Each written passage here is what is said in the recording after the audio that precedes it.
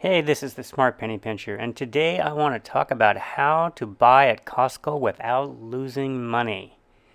Now, the issue we have at Costco is everything is big. And so, how do you buy this stuff and then not just have it go rotten in your fridge? And so, there's no savings at all if you buy milk and whatnot, and then it sours in the fridge, and then you have to throw it out when you really would have been better off just buying a smaller quantity at the grocery store. So what I have done is I have developed a system that I rarely, if ever, lose money on anything that I buy at Costco. And I will go through some of the items that are, a little bit on the edge. But in today's video, I want to talk about how you can manage the bulk items that you buy and create a system that works, and it's really easy to do. So since I just mentioned milk, let me just talk about this real briefly on how I handle the milk. So we buy it in these big containers, and they come two a pack. So they have 2 gallons per case. Now, how are you going to drink 2 gallons if you have, say, a small family? So what I do is this, is I toss one in the freezer, and then when it gets down to about halfway like this, then I will grab one out of the freezer and just put it in behind it and let it start thawing. And then by the time this is down, then the other one is thawed and ready to go, and then everything stays fresh. Immediately when I get home from Costco, I will break the milk up and put 1 gallon in the freezer and just put it whole like this, unless maybe it's just me, and then I will break it up into smaller things like quarts. But if there's a bunch of people here that are going to drink that much, I just toss it in there. And then if you're gentle with it, it never breaks. And when you thaw it out, it's just like new. So basically, milk, you're never going to lose money. All right, now let's talk about something like apples. If you put apples out on the counter, they are going to get mushy and they're going to spoil fairly quickly. So for anything at all that I can put in the fridge, it goes in the fridge. And if I store these in here in the fridge when it's nice and cold, they last for a long time, and I never lose money on apples anymore. Now, the next thing is I don't have avocados right now, but you can save a ton of money on avocados if you will bring them home in the big package, put them on the counter, let them ripen, and as soon as they get soft, just kind of press them a little bit, toss them right into the fridge, and I'll just put them somewhere in here. And then those avocados will stay fresh for like over a week, and you'll never lose another avocado again. And that right there has saved a lot of money, because avocados are notorious where they're rock hard when you get them. You soften them up on the counter, and then boom, they're rotten. All you do is just toss them into the fridge. And so as a general rule, anything that I can put in the fridge goes in the fridge at the right time. All right, now I also want to talk about shredded cheese. So we buy, this comes in a 2-pack, and again, if you don't use this right away, a 2-pack is going to mold. So here's how I handle it. One of them goes immediately into the freezer, just like I have here.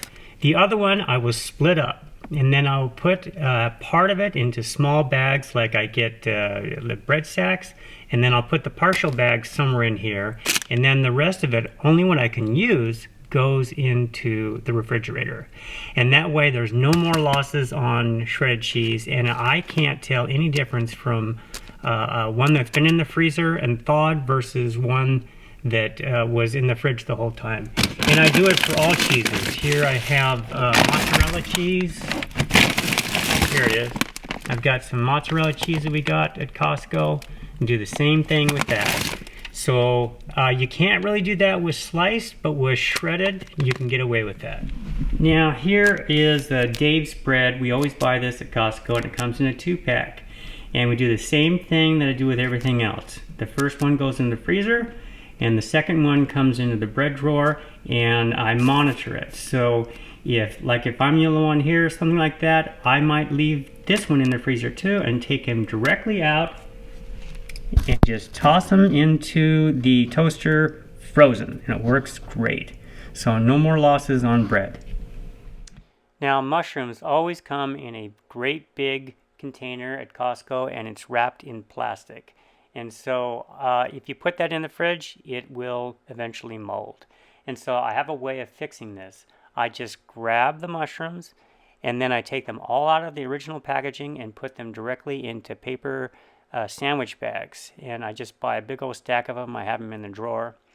And then I just put the mushrooms in the paper bags in the fridge, and then they will never mold at all.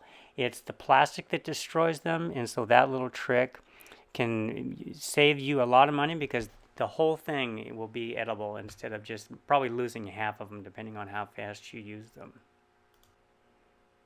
I absolutely love Kirkland vanilla ice cream, and I can't get enough of it. It's really one of the best ice creams that you can get, and they come in 2 packs. And so what is the issue? Well, it depends on how fast you eat it. When you put it in a regular upright freezer, which is a frost-free type, well, then you're going to suffer damage from any ice cream over time, and it really depends on how long you leave it in there. So what I do is I split it up and I put one of them downstairs into the deep freeze, which is not a frost-free refrigerator, and it's really, really cold. And that will keep that in absolute pristine condition. And then the other one, which I want to use every day, will go up into the main frost-free type of freezer, and then I'll try and put it in the coldest part of the freezer to reduce the heating effect during the defrost cycle, because it is that defrost cycle that destroys ice cream and creates crystals. So it just ruins it for me to have an ice cream that has crystals in it, and so I want it in perfect condition, and this is how I do it without losing any money at all by buying in bulk. Now let's talk about coffee. So if you buy ground coffee in bulk, you're probably going to lose money unless you have a lot of people drinking it. So instead, what I do is I buy whole bean coffee, and then I take out just as much as I'm going to grind in a few days, and then I keep it in this to keep it as airtight as possible, because oxygen is what destroys coffee. And then for this one, I will wrap it up really tight as I can get it, and then put a clip on it to prevent any air from going into this thing. Now there's a big debate, some people say you should freeze the beans and whatnot, and I do not freeze my beans. I put my beans in the pantry in as airtight as I can possibly do it. I used to put them in quart jars with a vacuum press on it, but it was just too much work. And I found that if I drink it fast enough, and for me that's not too hard because the coffee, nectar of the gods is the only thing I can say. And so I drink it really quick, and this way I never lose money on coffee beans. And if you compare what you would pay at Costco for their beans versus going to the store, it's just night and day. You cannot beat the Costco deal on coffee, and so that's why I buy it there. And they have a lot of varieties, and it's just delicious. Okay, I take it back. I do have an avocado. Well, didn't know that. But anyway, so this is more like the produce drawer, and you're not going to find a lot here because this is things here on the edge. And if I buy lettuce, I just can't eat it.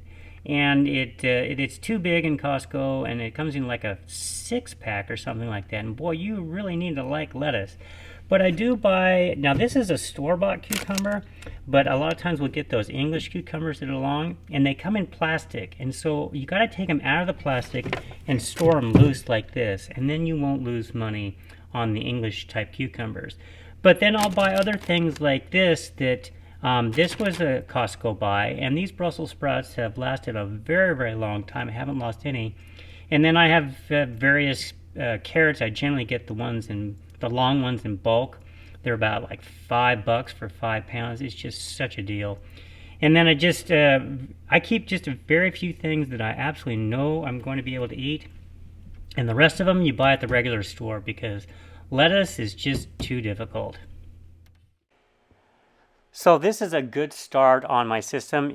I have more tips that I can share with you later, but I wanted to go over the ones that are the most essential, and that basically it's like the kit that I go in and buy, and I buy them every week, and then I take these and I manage them like I talked to you about, and then I never lose money.